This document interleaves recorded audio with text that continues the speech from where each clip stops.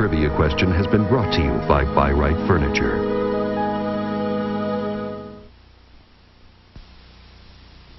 The San Diego Spirit made history this week with its first berth in the WUSA playoffs. They play with passion, score with skill, and Julie Foudy and Joy Fawcett would feel right at home playing for the championship. The Washington Freedom are headed to the playoffs as well, advancing to the final a year ago. Mia Hamm wants to go one step further this time with powerful partner Abby Wambach. The Freedom are searching for that elusive Founders Cup. Today, both teams hope to generate some playoff momentum next.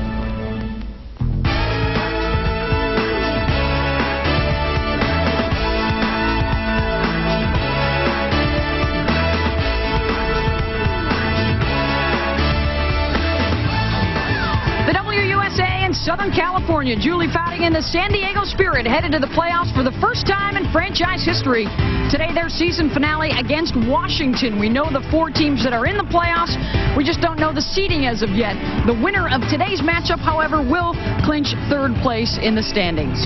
Hi, and welcome to Torero Stadium in San Diego. I'm Beth Mullins, along with Lori Walker, who is the head coach at The Ohio State University. And Lori, even though we do know the 4 teams that are in, still plenty to play for this afternoon. Well, many of the fans might think this game has no significance. The reality is there's a tremendous amount of significance. Both of these teams could meet in the championship game. You talk to the coaches, you talk to the players, they want to win today and finish in 3rd place. And one of the reasons for both these teams' success has been the dynamic scoring tandems that they put up top. Absolutely. We've got Mia Hamm, obviously, along with Abby Wambach for the Washington Freedom. Mia Hamm on top of her game right now, playing the best we've seen her in many years, scoring there, along with then Abby Wambach. Her size, her speed, her ability to find the back of the net with her head is unparalleled. And on the other side, the impressive international youngsters for San Diego.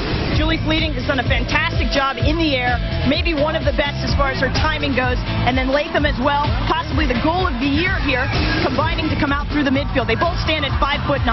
Tremendous job to try and defend both of these players with that kind of size. And giving us insight into their play will be their teammate Allie Wagner. She is wearing the microphone for us today on Turf Talk. Chugger, chugger, woo woo. I do like playing on national television, I'm not gonna lie.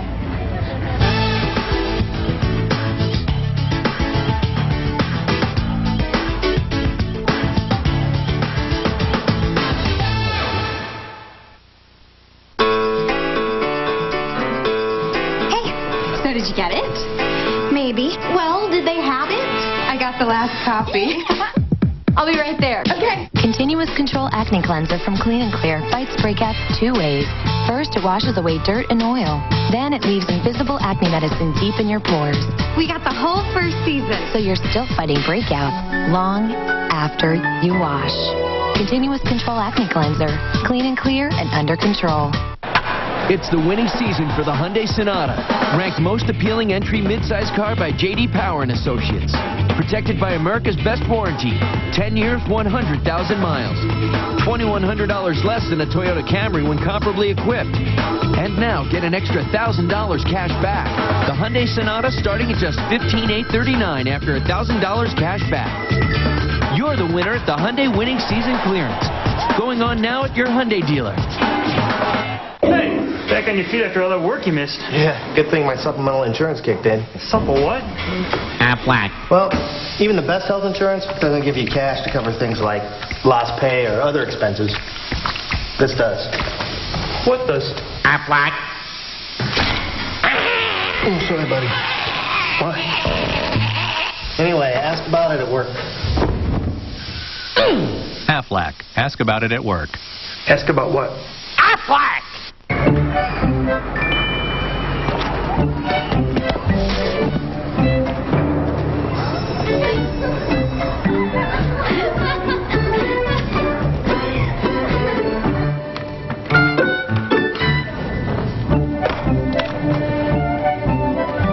If there's one thing we've learned in over 100 years, it's that it all comes out in the wash. Maytag. Depend on us. Ready for this? I call it the Super Slammer. Dunk your grandma. Skip to my loop. Scooter legs, behind the back. Chocolate thunder attack. Gorilla. Head turning. Fine chillin'. What you feeling?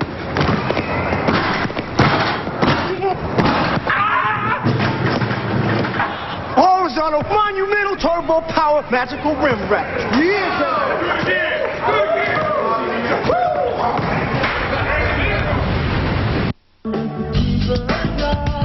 This game is brought to you by Hyundai. Hyundai reminds you when you get everything you want at Standard, you win. By the U.S. Soccer Foundation, proud to support the WUSA. By Aflac, ask about it at work. And by Maytag, depend on us. Toreros Stadium in San Diego. A hot day in Southern California, 82 degrees. The field conditions, it's dry and the field soft. As we head into today's matchup, and the starting lineup brought to you by Clean and Clear for Washington. Kelly Golbiowski on the left side, the Australian international, is the youngest in league history to score a goal. Okay, today I'll be playing in the midfield. In defense for the Freedom, I help keep us compact and work with the back line and the midfield. And in attack, I give us some width and help the strikers up front. And the Clean and Clear starting lineup for San Diego.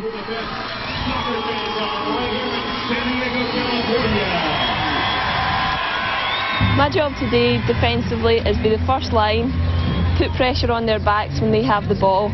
Offensively, maybe help my team create some chances, and if I'm lucky, score a goal. And Siri Mullinex will get the start in goal for Washington on the left, looking for her 10th win of the season. And rookie Jenny Branham will get the start for the Spirit, looking for her 4th win of the season. She picked up her first career shutout last week. As we are set to get underway, 3rd place in the final WUSA regular season standings up for grabs.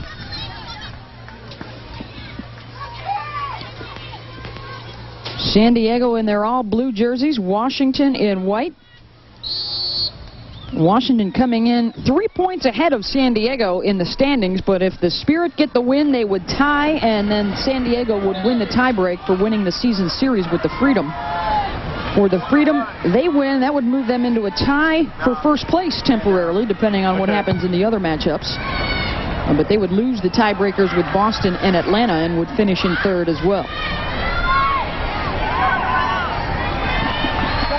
I've had a chance to talk actually with both coaches about which team would they rather play. Would you rather play Atlanta and go down to the heat in Atlanta? Would you rather go up to Boston and play on the turf? And the reality is that they don't really care. They're both happy to be playing. They've had some opportunities where there's been some success against both teams. Washington feels that there were a few ties that they could have pulled away. And as well, San Diego thinks they played their best soccer against both Atlanta and Boston. And Washington was a winner last year on the road in the playoffs. They went into Philadelphia and won, advancing to the Founders Cup. And here comes San Diego. This is Latham working on Jen Grubb. Latham with the cross in front for Fleeting, the left forward, she scores! San Diego strikes! Julie Fleeting with the goal for the Spirit for the quick 1-0 lead, the 11th goal on the season for the Scottish International. The terrific cross from Latham. And San Diego explodes out of the locker room. So we're watching this replay here. Latham does a nice job to get to the end line. A little bit of a bend on that ball. And Fleeting is able to get away from Little at the back post. Fantastic for San Diego's confidence at this point to score that early in the game. They have had problems this year, Lori, the opposite way, giving up early goals, but it's the Spirit that strikes first, and they are so much better on the season when they score before their opponents do.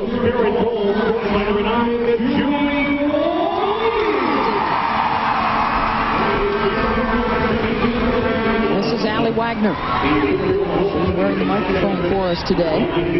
Julie Foudy stepping into the passing lane. Those two play together for the U.S. national team as well.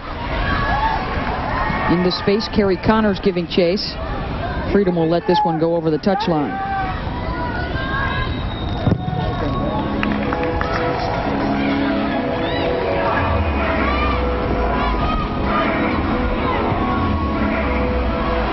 Again, as we're watching here with Latham, that ball's got a little bit of a bend on it as it comes off of her foot. We're going to watch that here as it comes in behind the defense. Little loses sight, Fleeting at the back post, a nice job to finish. Not much that Siri Molinex is going to do to stop that ball on the backside. 11th goal of the season for Fleeting. That is the quickest goal San Diego has scored all year, coming in the 2nd minute of play. Molinex with the save on Daniela. And look at the difference for San Diego when they score first as opposed to allowing the first goal. Well, you never like to get hung up on statistics as a player, but that's certainly one that the players for San Diego are recognized and are very aware of. One of the goals for them today was to get on the board first, and I think that happening in the first 2 minutes of the game is going to give them a phenomenal amount of confidence.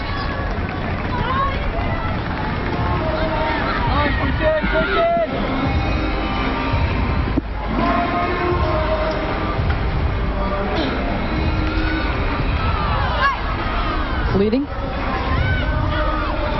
Marked by Skylar Little. Foudy playing it up front for Latham. Jen Grubb got a piece of it. And now Fleeting with the takeaway, but the foul is called on San Diego. San Diego coming in, riding a 5-game home unbeaten streak. They have not lost here at Torero Stadium since June 7th against Philadelphia. They have had a lot of success here at home. Washington, conversely, has not been as strong on the road. Grubb lets it rip. Jen's got the strongest foot in the WUSA. And here's our super stat, Lori.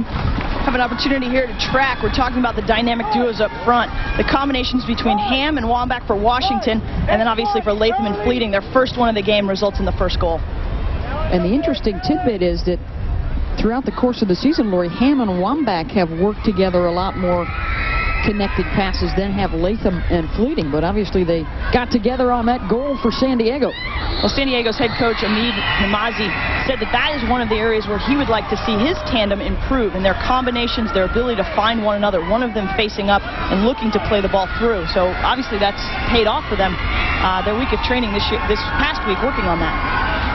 Mia Hamm, always dangerous, taking the free kick, chips it into the area, looking for Abby Wambach's head, and Krzyzkowski got a piece of it to deflect it over the end line. And a goal kick coming up for Jenny Branham. And this is a weapon, Jenny Branham in goal, with a very strong leg that San Diego hopes to take advantage of this afternoon. San Diego is lucky to have two very good goalkeepers with Branham and Jamie Pagliarillo, who's been in and out of our national team's program. And the reason that Branham is really getting the nod today is because of her ability to distribute with her feet. She has a punt that can go sometimes 75, almost 80 yards, and her ability also to come in up and play off of her line really makes a huge difference to bypass the midfield and find the two front runners for San Diego. This is Jen Nielsen. She is one of 4 San Diego players that does have playoff experience coming in. But for most of the San Diego players, next weekend in the semifinals will be their first taste of the postseason. Washington last year won on the road to advance to the Founders Cup before falling to Carolina 3-2.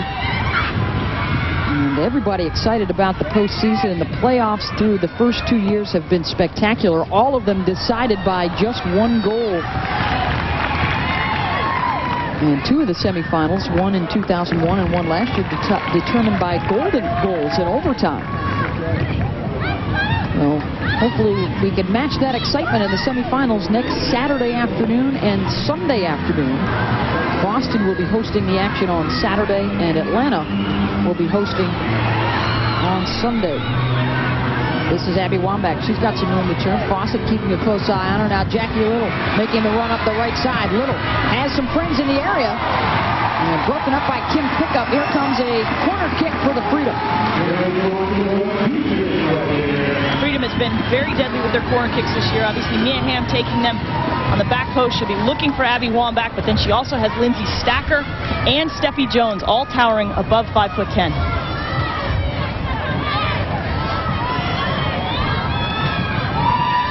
Mia taking the corner, swinging it out towards Steffi Jones, just skidded over her head.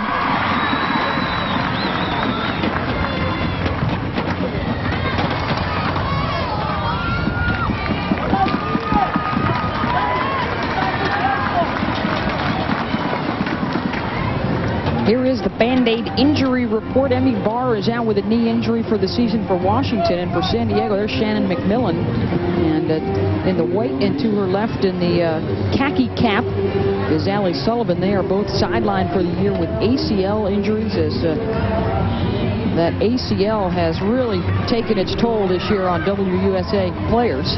Daniela, the Brazilian international, she'll be playing with the Brazilian side at the World Cup in September and October. Beth, you mentioned the ACL injury. There have been 8 players, and some of them are the fastest players in the league. Allie Sullivan going down just last week with her ACL injury. Omid Namazi calls her probably one of the fastest, and it's an amazing injury, and they're still doing research and trying to sort out why this is happening so often on the women's game. But 8 of the top players in the WUSA sidelined with that ACL injury. Well, some teams have just the one ACL is bad enough, but several teams have 2 players out with ACLs, including San Diego. Daniela able to hang on to it. Wagner in front. Allie Wagner going to her left, trying to get around Jen Grubb. Lindsay Stacker is there to help out defensively. And now Washington on the counter. Mia Hamm. Foudy meets her at midfield. Joy Fawcett cleans it up. One of the interesting things to watch here in this game is the play that happens in the midfield. San Diego is playing out of a 3-5-2, while as Washington is playing out of a 4-4-2. There's going to be a numerical difference in the midfield that Washington is going to have to sort out. How they resolve that might be a back pushing forward to help mark, or you might see Mia Hamm dropping a little bit into that midfield to try and help in the defensive style. That's been one of the most entertaining, as well as one of the most strategic things we've seen all year, Lori, is how teams match up and what adjustments they have to make in the midfield. So critical to win that area. Well, and players at this level have an ability to play in and out of different systems. And, you know, with Sandra Minert being gone for the Washington Freedom, head coach Jim Gabbera had some thoughts about playing with a 3-back himself. Little. Trying to play it far post and chips that one over the top. Today's game is being brought to you by new Passion Pink Venus from Gillette. Reveal the goddess in you. By the American Legacy Foundation, building a world where young people reject tobacco and anyone can quit. By McDonald's, proud to sponsor the WUSA. And by Clean and Clear, for clean, noticeably clear, beautiful skin. Clean and clear and under control. We are in the 11th minute at Torero Stadium in San Diego. The Spirit scoring in the 2nd minute. Julie Fleeting, assisted by Christine Latham, getting San Diego on top early in this battle for 3rd place. The final regular season game for these 2 clubs, and Fleeting now tied for 4th in the WUSA with 11 goals on the season. One more tally for Fleeting, and she would tie Shannon McMillan's single-season goals record here in San Diego. You know, Beth, I think one of the greatest compliments that a player can have is when one of their teammates just speaks so highly of them. And Julie Foudy, in speaking with her, she feels that Fleeting just has a 6th sense. She knows where to be. She knows how to get through those gaps and through those seams. And that's what makes her so special at this point right now playing with San Diego. She was an all-star for the World All-Stars this year. And I think, Lori, that even driving your point home is the fact that she's got 4 game-winning goals this year. She seems to put herself in the right place at the right time. Jen Grubb has it in back for Washington, the Iron Woman of the WUSA. Wambach tangling up with Wagner. Now Joy Fawcett, the mother of 3, taking charge in central defense for San Diego. The Spirit with the 2nd best defense in the league this year, behind Atlanta.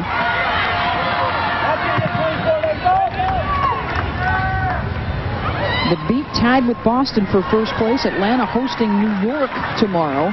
Boston is at San Jose tomorrow in the regular season finales for those clubs as well. Beth, the pace is a little frantic right now. The ball needs to get settled down, and both teams need to start finding feet. and moving the ball from left to right. As we mentioned, it's going to be difficult through the midfield, and so I think we are going to see quite a few balls over the top and playing a little bit more direct. But both of these teams hang their hat on possession, and neither team right now is really keeping the ball for more than 1 or 2 passes. Hey, she's got to get permission.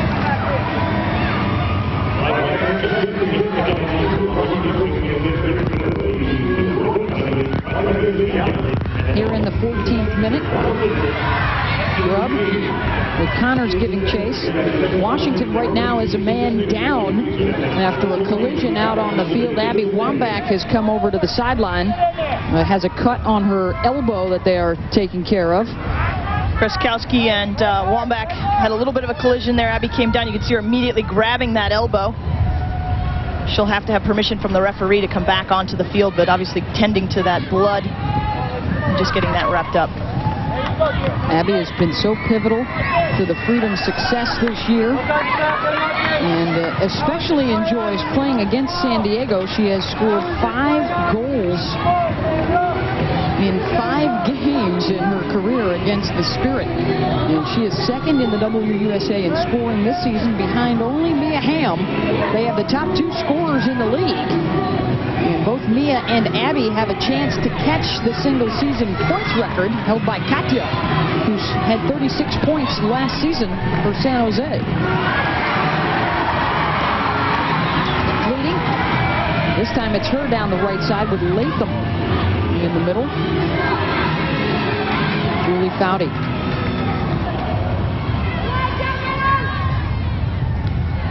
Settling it down in midfield. Foudy trying to play it to Fleeting. Gets it back from Julie. And Foudy cuts it inside. Looking to get it back to Fleeting. A chance again for San Diego. Fleeting trying to play it back out in front, and Steffi Jones. Finally, Golbiowski over the touch for a throw-in. And perhaps our first look today at the pick flip from Kim Pickup on the throw-in. Very original way to put the ball back into play, and it's a weapon. She can put it right on goal from across the touchline. That the flip winds up making a simple throw-in much more like a corner. It looks like it's just going to be a regular throw-in here by Pickup, but her ability to move that ball 50 yards and put it right on the face of the goal is just so dangerous. A constant threat. Look like she doesn't have enough room to do it on that side of the field. More space along the near side. There is the boot of Branham. Trying to play it up top. Jenny, a rookie out of North Carolina.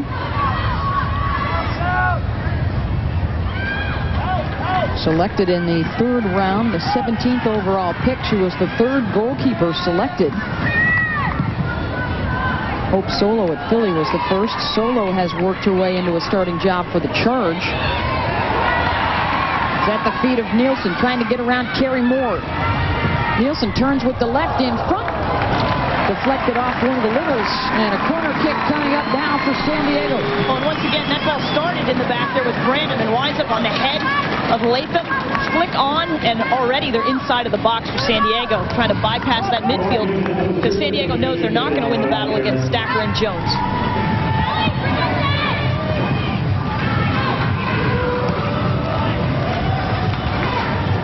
San Diego goes with the short corner. Connors. Knocked loose by Carrie Moore. Daniela giving chase with Wambach after her. And a collision with Wambach and Daniela. Daniela wanted to just let the ball play over the touchline. And Abby tried to go through her to get to the ball. And Sandra Hunt helping her up. This is a heck of a tackle, a confrontation here. Wambach starts to go, and you can see shoulder to shoulder. Daniela just stands her right up, and obviously Wambach gets the worst of that. Good to see her with a little bit of smile. Omid Namazi looking for a card, the head coach for San Diego. He had jumped up off the bench and is giving an earful to the referee here on the near side. No cards given out after the contact.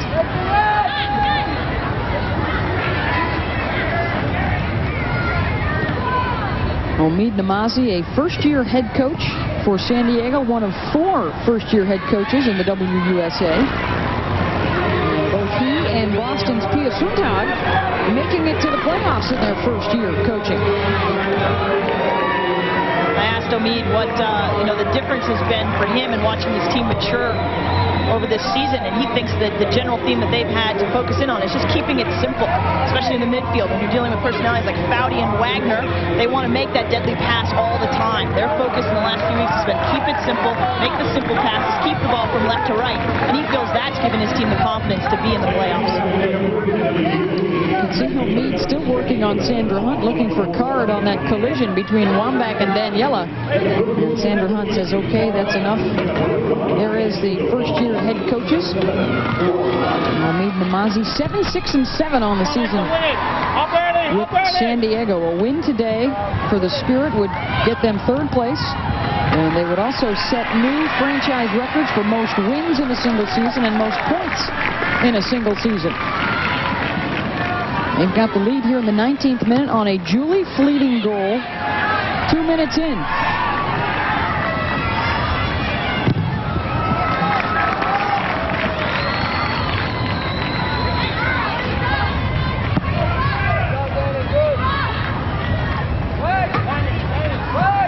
Kelly Golbiowski put the ball into play.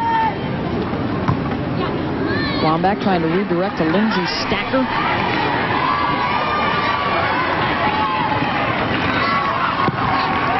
Pick up. Latham trying to settle it down. Nielsen plays it back to Foudy. All kinds of time in midfield. San Diego with Washington on their heels here early in the first half.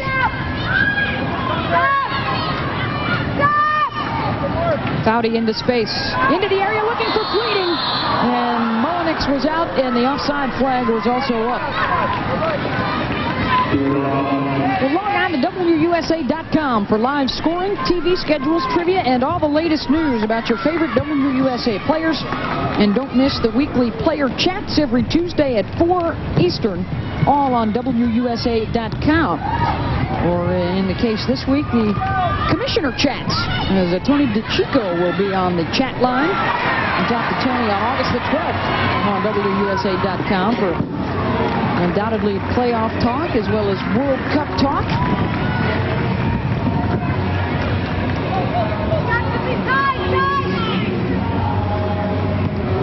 San Diego with the throw-in.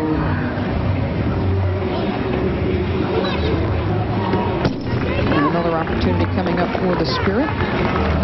There's a distinct disparity right now in the midfield, and I talked about it earlier, and there definitely is just a tremendous amount of time and space for San Diego to play, and that they're just dominating right now. Washington's going to need to sort that out a little bit, and Wambach is staying high, but Julie Foudy has a tremendous amount of time just to distribute the ball and play it basically wherever she wants.